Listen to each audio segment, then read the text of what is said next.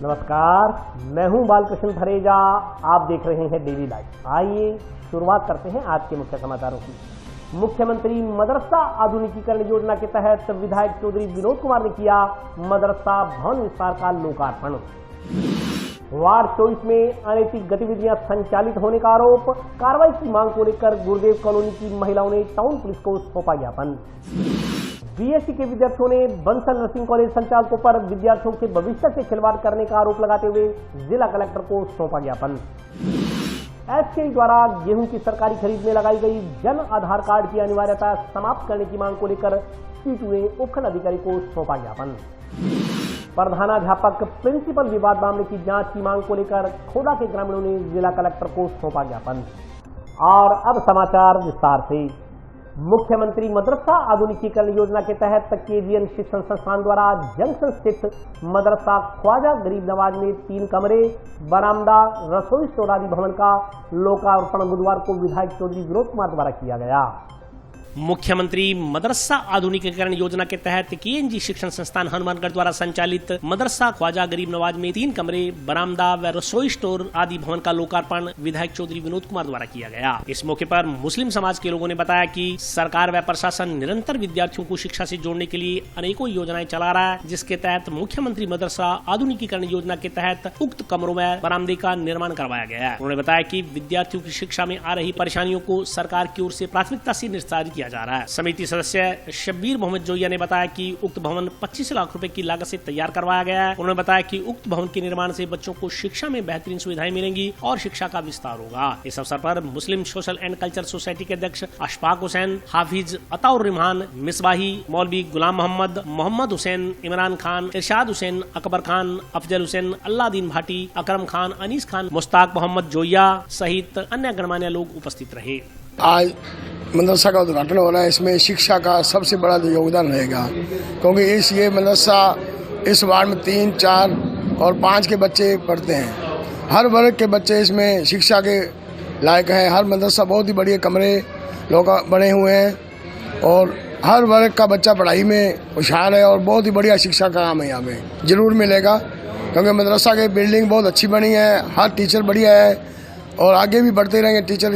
ये 5वीं तक मदरसा है, इसमें आदमी 8वीं तक बोर्ड होगा और 8वीं तक के बच्चे यहाँ मोहम्मदन, सिख, ईसाई, मुस्लिम सब बच्चे पढ़ते हैं। तो यही फायदा मिलेगा और इसमें बिल्डिंग के हिसाब से कंप्यूटर वगैरह हर शिक्षा का समाधान है यहाँ पे। आज मुख्यमंत्री मदरसा आधुनिकीकरण योजना के तहत मदरसा ख्वाजा गरीब नवाज को 25 लाख रुपए की वित्तीय स्वीकृति जारी हुई थी, जिसमें नगर परिषद द्वारा कार्यकारी एजेंसी के रूप में कार्य करवाया गया है, जिसमें मदरसा में 3 कमरे में बरामदा, 1 किचन व स्टोर व शौचालय। इनका लोकार्पण माननीय चौधरी विनोद कुमार जी द्वारा किया जा रहा है। बच्चों को जी इसमें नई बिल्डिंग मिलेगी, उनको आस पड़ोस के जो अल्पसंख्यक के बच्चे हैं और गरीब वर्ग के जो बच्चे हैं उनको अच्छी शिक्षा मिल सकेगी, अच्छा वातावरण मिल सकेगा। टाउन स्थित वार्ड संख्या 24 गुरुदेव कॉलोनी की महिलाओं ने कॉलोनी में अनैतिक गतिविधियां संचालित होने का आरोप लगाते हुए कार्रवाई की मांग को लेकर बुधवार को टाउन पुलिस को ज्ञापन सौंपा। टाउन के वार्ड नंबर 24 गुरुदेव कॉलोनी की महिलाओं ने कॉलोनी में अनैतिक गतिविधियां संचालित होने का आरोप लगाते हुए कार्रवाई करने की मांग को लेकर बुधवार को टाउन थाना प्रभारी के नाम प्रार्थना पत्र सौंपा। महिलाओं का आरोप है कि वार्ड नंबर 24 गुरुदेव कॉलोनी के एक महिला के मकान में पूरा दिन वाहनों में अज्ञात लोगों का आना जाना रहता है। इस मकान में सरेआम अनैतिक कार्य हो रहा है, जिससे मोहल्लेवासी परेशान है। समाज पर इसका बुरा प्रभाव पड़ रहा है। इसके खिलाफ पूर्व में भी पुलिस थाना में शिकायत दर्ज करवाई गई थी, लेकिन डरा धमकाकर रिपोर्ट वापस लेने पर विवश कर दिया गया। महिलाओं के अनुसार काफी बार पंचायतें भी हो चुकी हैं, इसके बावजूद अनैतिक कार्य यथावत चल रहा है। अनैतिक कार्य करवाने वाले लोग विरोध करने वालों को बाहर से गुंडे बुलवाकर पिटवाने व जान से मरवाने व झूठे मुकदमे में फंसवाने की धमकियां देती हैं। इस कारण कॉलोनी वासियों को इनसे खतरा है। महिलाओं ने चेतावनी दी कि अगर मोहल्ले वासियों के साथ किसी भी प्रकार की होनी अनहोनी होती है तो इसकी जिम्मेदारी मोहल्ले की एक महिला और उसके परिवार की होगी। इस मौके पर बिमला मोदी, कुलविंदर कौर, सुखविंदर कौर, गुरमीत कौर, वीना जग्गा, ममता, कांता, मंजीत, सीतू अरोड़ा, पुष्पा, प्रियंका, गुरमीत कौर, कलावती, शोभा, रोशनी देवी, माया सहित कॉलोनी की अन्य महिलाएं उपस्थित रही। भाई और किराए पर मकान दे रहा को 4 साल है गए, दुखी है रहे हम तो बहुत ज्यादा, और ज्यादा ही गंद खानो फैला रखो है और हम हाथ जोड़ के कृपा करें खाली कर दें। सलमान है, 24 बाल्ड है, वही ज्यादा गंदे बच्चे आ रहे हैं जा रहे हैं, बस आज हमने एप्लीकेशन लिखाई है, पिछले साल लिखाई है, अब हमारी सुनाई ना हुई। आज फिर लिखाई, हमारी सुनाई ना हुई तो डंडा ते खबर लग गया। आज हम एप्लीकेशन देने आए हैं। वार्ड वासी बहुत परेशान है। जग्गी का मकान है अनोड़ा है, उसमें किराए पे साहिरा बानो नाम की लेडी रहती है और उनका परिवार रहता है, और उन्होंने हर तरह से गंदगी फैला रखी है और उनको खाली करने के लिए 3 बार हम पंचायत कर चुके हैं। बाकी 2 महीने का टाइम देते हैं, उसके बाद कोई खाली नहीं होता। उससे पहले 1.5 साल पहले अभी उन्होंने पड़ोसियों ने, हमारे वार्ड वालों ने अभी उनके एप्लीकेशन लगाई थी। यहाँ उनको धमकियाँ दी गई, उनके बच्चों के नाम गलत लिखवाए गए। इसके बाद उन्होंने धमकाने के बाद उन्होंने बेचारों ने वापस ली एप्लीकेशन। अब की बार हम कोई वापस नहीं लेंगे और ये नोरा खाली होना चाहिए। और पूरे वार्ड वासी परेशान है इससे, इसीलिए इतनी लेडीज आई है आज, क्योंकि सब लेडीज परेशान है कि ये जो धंधा है इसमें सब बच्चों पे, परिवार पे गलत असर पड़ता है और ये सब के लिए नुकसानदायक है। और यहीं नहीं, कई जगह होता है। बाकी सरकार को चाहिए कि ये धंधे हर जगह से बंद होने चाहिए और हमारा ये जो प्लाट है खाली होना चाहिए।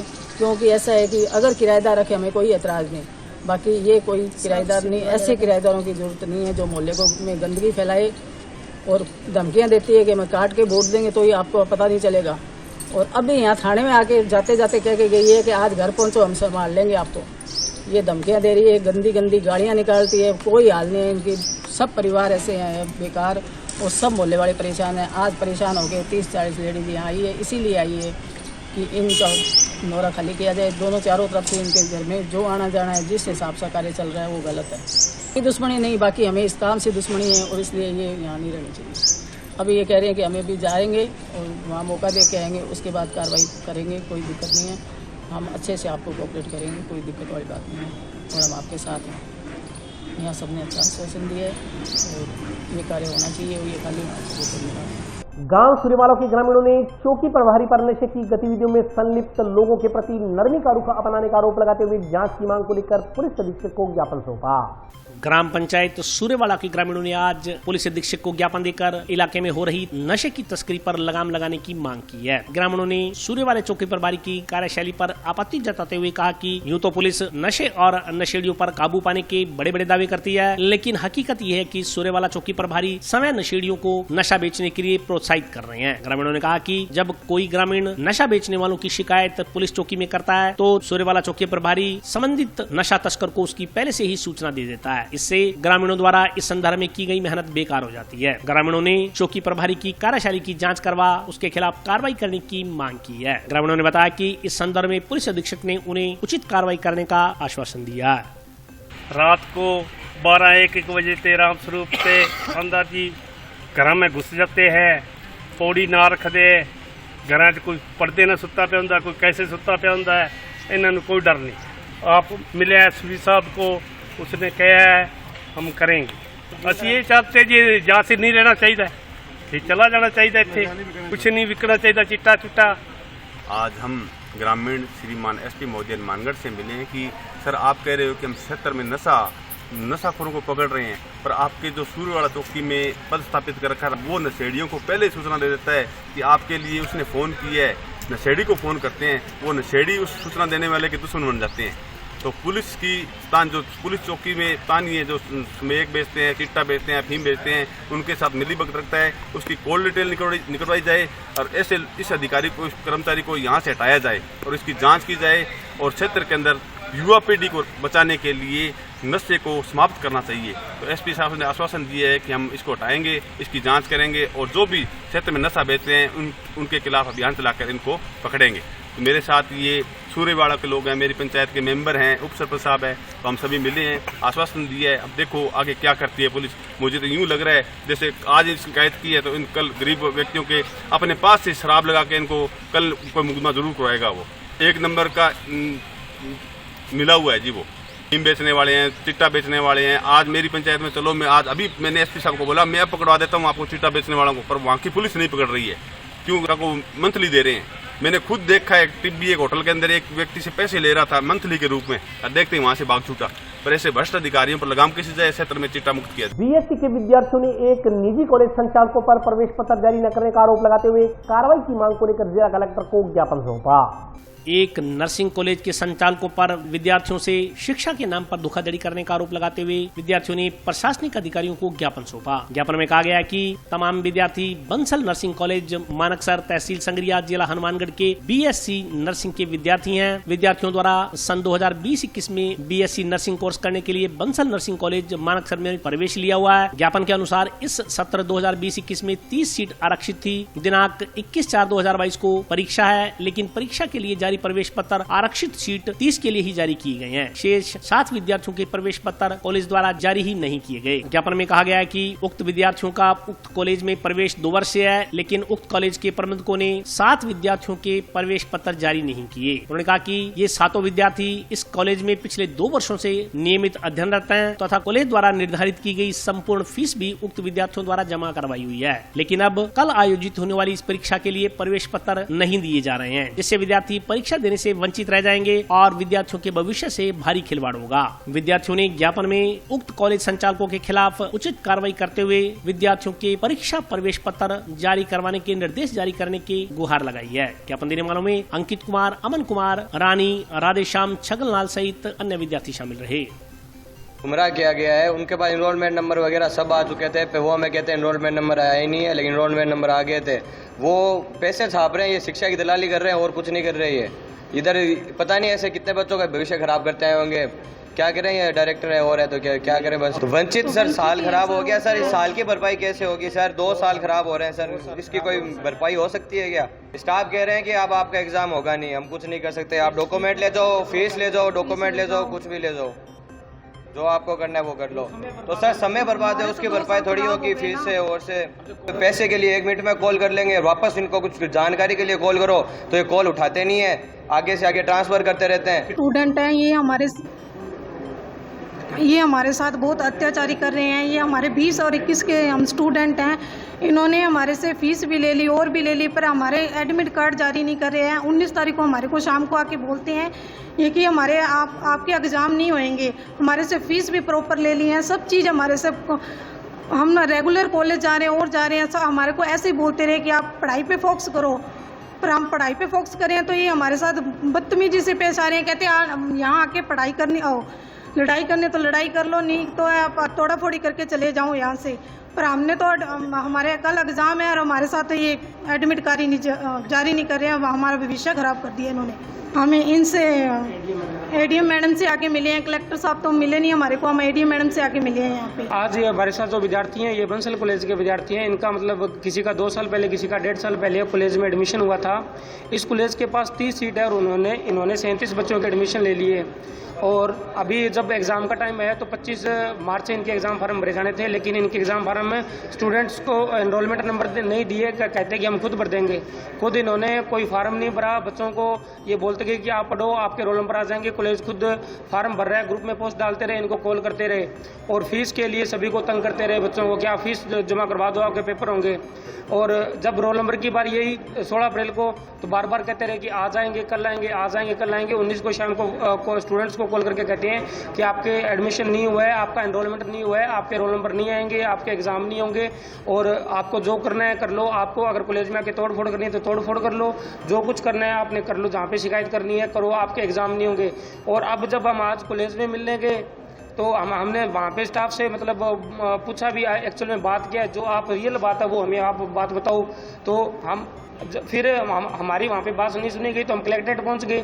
फिर हमें वहाँ पे पुलिस को पीछे बुला के हमको धमकाया जा रहा है कि आप पे कार्रवाई हो जाएगी, आपने वहाँ कॉलेज में जाके ये किया वो किया। हमने सिर्फ कॉलेज में जाके ये पूछा है कि इसका मतलब इसका उपाय क्या है और इससे ये हुआ कैसे, आपने हमारे स्टूडेंट्स के साथ है खिलवाड़ कैसे किया है। तो इनका कोई संतोषजनक जवाब नहीं था। अब हम पर पुलिस के द्वारा फ़ोन करके प्रेशर बनवाया जा रहा है सर। तो स्टूडेंट का अब वो बोल रहे हैं कि फ़ीस वापस ले लो।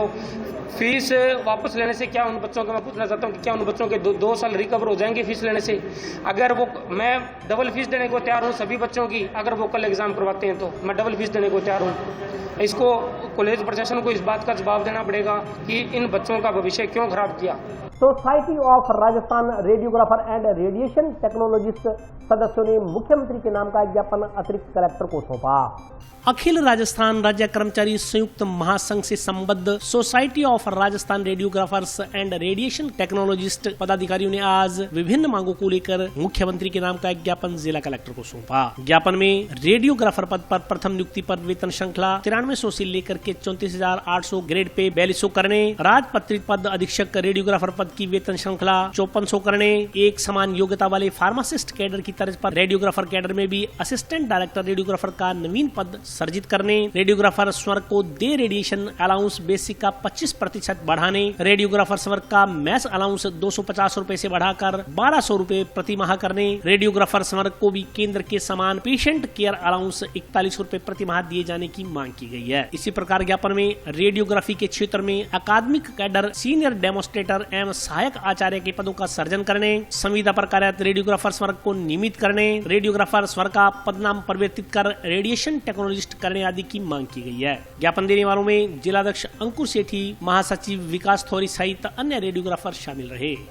Society of Rajasthan radiographer and radiation technologist की तरफ से, सोसाइटी की तरफ से आज हम जिले भर के तमाम रेडियोग्राफर्स ने माननीय मुख्यमंत्री जी के नाम हमारी जो कुछ एक मांगे जो सालों साल से लंबी चली आ रही है, जिनमें पदनाम, ग्रेड पे, स्पेशल अनाउंस एवं विभिन्न प्रकार की जो हमारा जो ग्रेड पे है अन्य राज्यों से काफ़ी कम है, जो कि अन्य राज्यों में जैसे कि सेंट्रल गवर्नमेंट में और उत्तराखंड में जो मेनली 4600 ग्रेड पे है, राजस्थान में रेडियोग्राफर्स इतने जोखिम का कार्य करने के कारण विकेट में रहने के बाद भी हमारा ग्रेड पे मात्र 2800 रुपये है, उसको 4200 रुपये करने की एवं पदोन्नति के जो हमारा जो मिनिमम सहायक रेडियोग्राफर से रेडियोग्राफर का जो पदोन्नति का जो 2 वर्ष का समय था उसको सरकार ने 5 वर्ष का कर दिया है, उसे पुनः हम 2 वर्ष का करने की मांग एवं 15 सूत्री मांगों को लेकर आज हमने माननीय मुख्यमंत्री जी के नाम कलेक्टर साहब को ज्ञापन किया। हमारे जो राज्य स्तर पे हमारी सोसाइटी की तरफ से जितने भी हमारे अध्यक्ष हैं, समय समय पे हमने पहले सामंत कमेटी के सामने अपनी मांगों को रखा था, उसके बाद अभी भी जो हेमराज कमेटी है उसके साथ भी हमारी वार्ता चल रही है, लेकिन तमाम मांगे अभी इतनी लंबी बातचीत के बाद भी लंबी चल रही है हमारे साथ। और अभी वक्त ब्रेक का हाजिर होता हूँ छोटे से।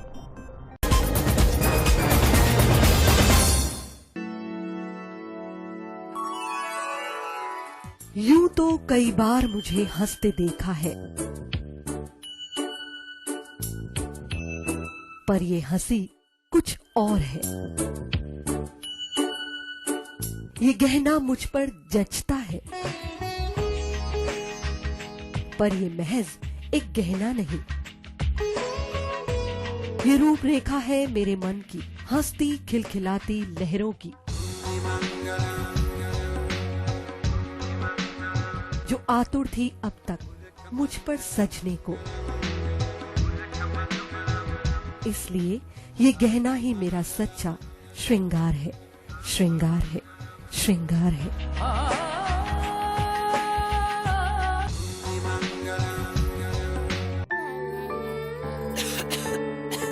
दीदी ये देखो,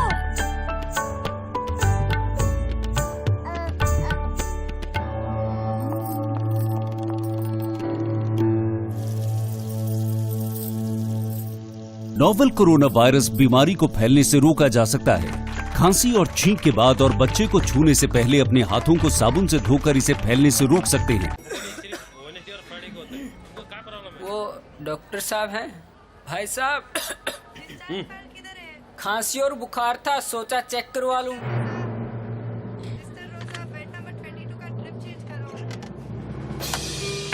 नोवेल कोरोना वायरस बीमारी को फैलने से रोका जा सकता है। बुखार के साथ खांसी और छींक होने पर तुरंत नजदीकी हेल्थ क्लिनिक या केंद्र जाएं। ब्रेक के बाद स्वागत है। आइए नजर डालते हैं अगले समाचारों पर। एफसीआई द्वारा गेहूं की सरकारी खरीद में लगाई गई जन आधार कार्ड की अनिवार्यता सहित अन्य शर्तें हटाने की मांग को लेकर सीटू कार्यकर्ताओं ने बुधवार को मुख्यमंत्री के नाम का एक ज्ञापन उपखंड अधिकारी को सौंपा।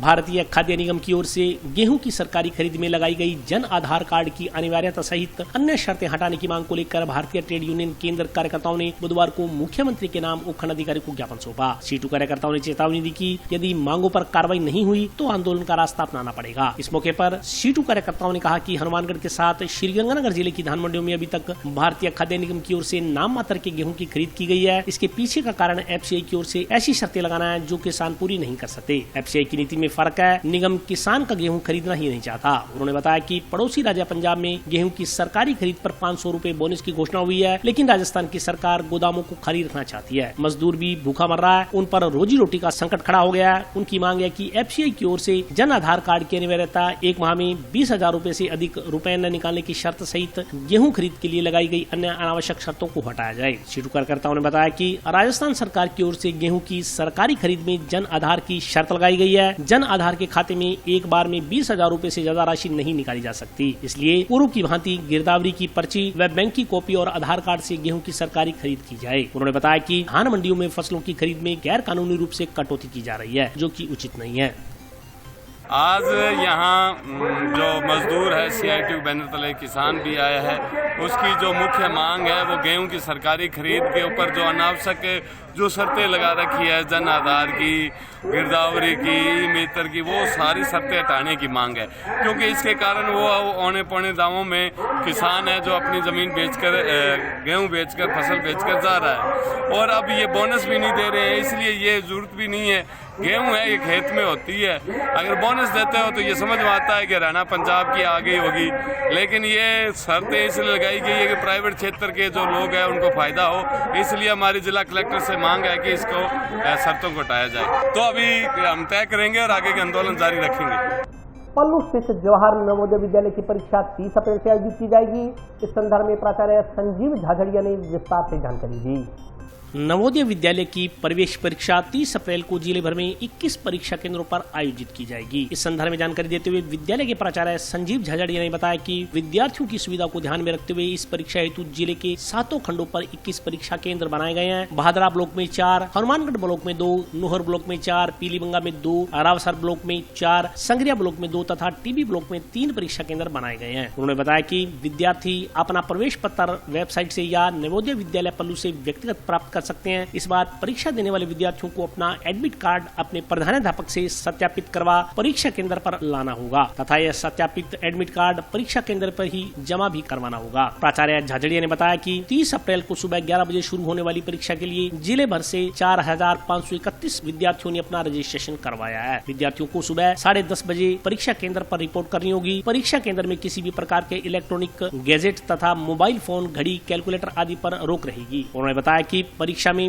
विद्यार्थी केवल नीला या काला बॉल पेन ही इस्तेमाल कर सकते हैं। पेंसिल के प्रयोग पर पाबंदी रहेगी। परीक्षा केंद्र पर 11 बजे के बाद देरी से पहुंचने पर विद्यार्थियों को प्रवेश नहीं दिया जाएगा। प्राचार्य ने बताया कि अगर किसी विद्यार्थी को अपना प्रवेश पत्र डाउनलोड करने में परेशानी हो तो अभ्यर्थी द्वारा किसी भी कार्य दिवस में विद्यालय से संपर्क किया जा सकता है।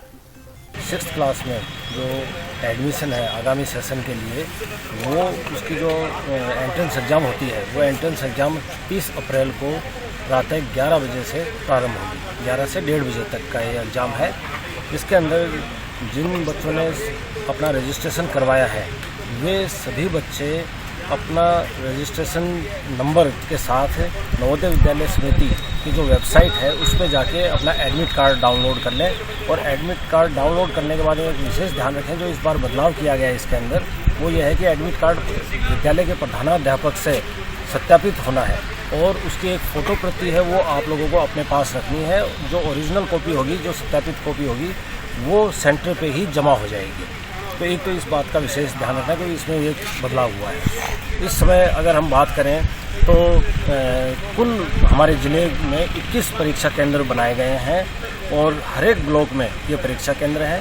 तो आप इस संबंध में जो भी जानकारी अगर आपको चाहिए तो विद्यालय में संपर्क कर सकते हैं। वैसे विद्यालय में संपर्क करने की विशेष आवश्यकता नहीं है, सिर्फ एडमिट कार्ड आप लोग डाउन कीजिए। उस एडमिट कार्ड में सभी जो विस्तृत जानकारी है वो उपलब्ध करवाई गई है। अगर कोई एडमिट कार्ड डाउनलोड नहीं होता है या नहीं आपके पास पहुंचता है तो ज़रूर आप विद्यालय से संपर्क कर सकते हैं और आपकी जो भी समस्या है उसका निवारण किया जाए। टाउन स्थित अल्फा कॉलोनी में स्वामी सदानंद महाराज का प्रवचन कार्यक्रम आयोजित किया गया।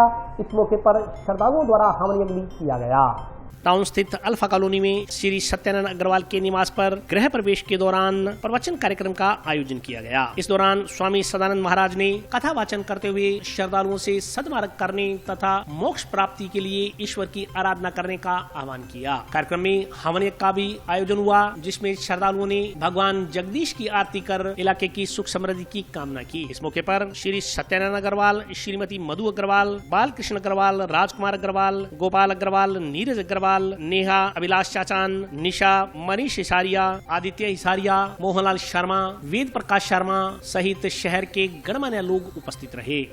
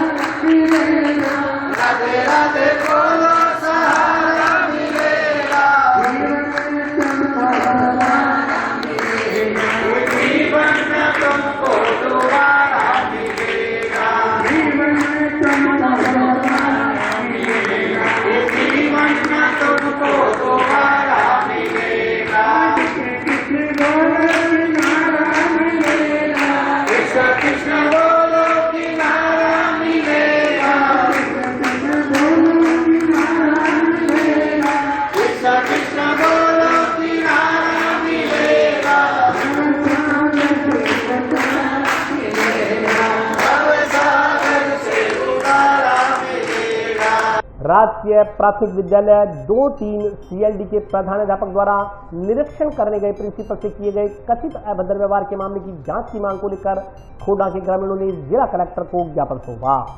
गांव खोड़ा के ग्रामीणों ने विद्यालय की जांच हेतु स्कूल गए प्रिंसिपल पर एक अध्यापक द्वारा निराधार आरोप लगाने की जांच करवा दोषी अध्यापक के खिलाफ कार्रवाई की मांग की गई है। ज्ञापन में कहा गया कि ग्राम पंचायत खोड़ा के पीओ श्री सत्यदेव राठौड़ 19 अप्रैल को मासिक निरीक्षण हेतु राजकीय प्राथमिक विद्यालय 2-3 CLD में गए। इस दौरान उन्होंने वहां उपस्थित प्रधानाध्यापक से आवश्यक सूचना व जानकारी प्रदान करने को कहा तो उसने कोई भी जानकारी प्रदान नहीं की। आरोप है कि उसने प्रिंसिपल से कहा कि आपको जो करना है वो कर लीजिए। ऐसा करते हुए वह तू तड़ाक की भाषा में बात करने लगा। इतना ही नहीं, उक्त अध्यापक प्रिंसिपल के साथ हाथापाई करने पर उतारू हो गया। इस दौरान प्रिंसिपल के साथ गए अध्यापकों ने बीच बचाव किया व वापस विद्यालय चले गए। पीछे से उक्त प्रधानाध्यापक ने विद्यार्थियों को प्रिंसिपल के विरुद्ध बरगलाकर घर भेज दिया व ग्रामवासियों से झूठ बोलकर कि प्रिंसिपल ने मेरे साथ मारपीट की, विद्यालय पर तालाबंदी करवा धरना लगवा दिया। तत्पश्चात कुछ ग्रामीणों को भेजकर उपखंड अधिकारी को प्रिंसिपल के खिलाफ झूठी शिकायत करते हुए ज्ञापन दिलवा दिया। ज्ञापन देने वाले ग्रामीणों में से किसी का भी विद्यार्थी राजकीय विद्यालय में अध्ययनरत नहीं है। ज्ञापन में कहा गया है कि प्रिंसिपल सत्यदेव राठौड़ सन 2017 से राजकीय उच्च माध्यमिक विद्यालय खोड़ा में कार्यरत हैं। इनके कार्यकाल में विद्यार्थियों ने शैक्षणिक व भौतिक दोनों ही क्षेत्रों में अभूतपूर्व प्रगति की है। 2017 के पश्चात विद्यालय का नामांकन 400 से बढ़कर 900 तक पहुंच गया है। साथ ही विद्यालय की दर्जनों छात्राएं विभिन्न खेलों में हिस्सा ले चुकी हैं। विद्यालय के भौतिक विकास में भी इनके कार्यकाल में विभिन्न मदों में जन सहयोग से 12 कक्षों का निर्माण हुआ है। इसके अलावा विद्यालय परिसर में इंटरलॉक का कार्य व नवीन 4 देवरी का निर्माण भी उक्त प्रिंसिपल के कार्यकाल में ही हुआ है। ज्ञापन के अनुसार उक्त प्रिंसिपल व इनका समस्त स्टाफ पूर्ण निष्ठा व ईमानदारी से अपने कर्तव्य का निर्वहन कर रहा है। ग्रामवासियों, अभिभावकों व बच्चों को इनसे किसी तरह की कोई शिकायत नहीं है। वहीं राजकीय प्राथमिक विद्यालय 2-3 CLD का प्रधानाध्यापक जो निजी कारणों से अवैतनिक अवकाश लेना चाहता था, जिससे पीओ ने विद्यालय व विद्यार्थी हित में अस्वीकृत कर दिया था। इस कारण वह पीओ से द्वेष रखने लगा व कल जब पीओ जांच हेतु उनके विद्यालय गए तो उनसे गाली गलौच व हाथापाई पर उतारू हो गया। ज्ञापन देने वालों ने मामले की गहनता से जांच करवा दोषी अध्यापक के खिलाफ कार्रवाई करने की मांग की है। ज्ञापन देने वालों में ताराराम, बनवारी लाल, साबराम, भाग सिंह, सुरेंद्र कुमार, काशीराम सहित अन्य ग्रामीण शामिल रहे। स्कूल वाले है ना, वो उकरास रहे हैं गाँव वालों को। तो उसमें उसका बच्चा पढ़ रहा है ना, जिसका निजी स्कूल में, प्राइवेट स्कूल में पढ़ रहा है, उनको उकसा रहा है। वो इधर उधर से शिकायत कर रहा था। पहले उस विद्यालय के अंदर 900 टावरों की जनसंख्या थी, अब सरकारी के अंदर 900 है और उसके अंदर 250 है। पहले सरकारी के अंदर 250 थी 4 साल पहले। इस प्रिंसिपल के जाने के बाद में हमारे गांव के स्कूल का बहुत सुधर गया।